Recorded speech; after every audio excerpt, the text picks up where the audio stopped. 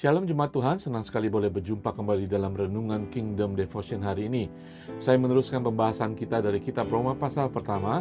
Setelah di ayat 16-17, Rasul Paulus menjelaskan dengan baik, dengan luar biasa Injil yang dihidupinya. Di mana Injil itu adalah kebenaran Tuhan yang menyelamatkan, di mana di dalam Injil itu ada dunamis, ada kuasa, kekuatan yang menyelamatkan. Dalam ayat 18, Rasul Paulus menjelaskan, sebab murka Allah nyata dari surga atas segala kefasikan dan kelaliman manusia yang menindas kebenaran dengan kelaliman.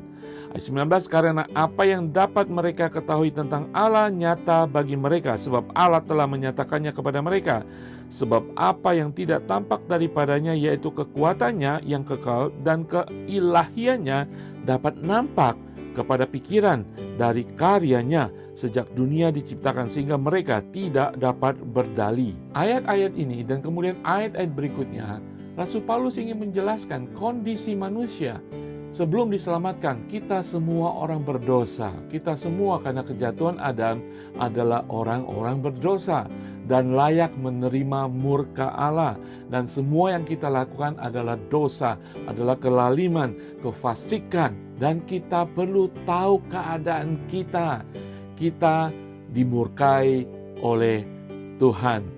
Ayat 18 tadi, terjemahan lain dikatakan, dari surga Allah menunjukkan murkanya terhadap semua dosa dan kejahatan manusia, sebab kejahatan menghalangi manusia untuk mengenal ajaran benar tentang Allah. Dosa dan kejahatan manusia itulah yang dimurkai oleh Tuhan. Tetapi Allah mengasihi setiap manusia yang dikasihinya. Kita tahu Injil yang ingin dipresentasikan oleh Paulus adalah Injil Kristus. Jadi dia ingin memberikan gambaran keadaan kita sebelumnya. Bagi kita yang sudah percaya kepada Kristus, murka ini tidak berlaku pada kita. Yes, kita disiplin. Yes, kita diajari untuk kita bertumbuh dalam iman. Tetapi kita membayangkan, kita menggambarkan kehidupan kita sebelum kita menerima Tuhan Yesus. Kita jatuh dalam murka Allah karena dosa, kejahatan dalam kehidupan kita.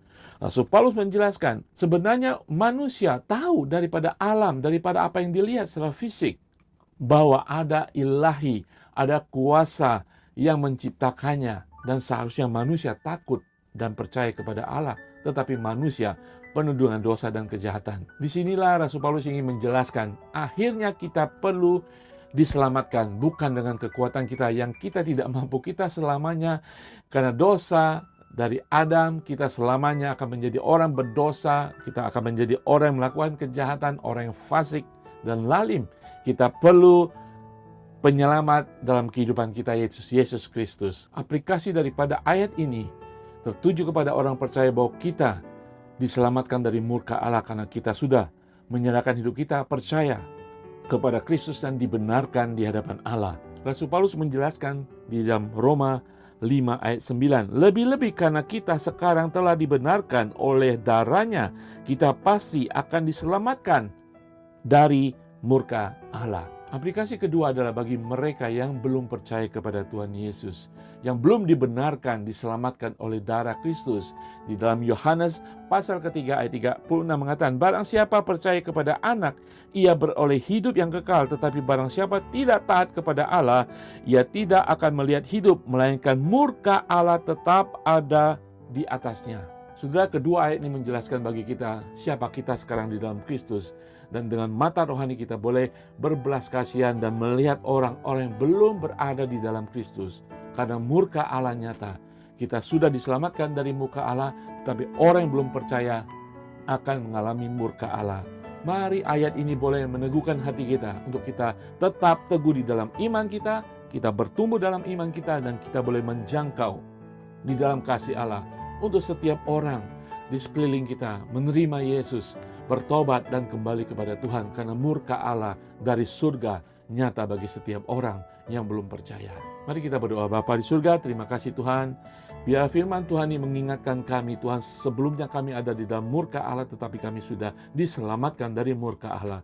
Bahwa kami untuk melihat bagi banyak orang Tuhan yang masih di dalam murka Allah.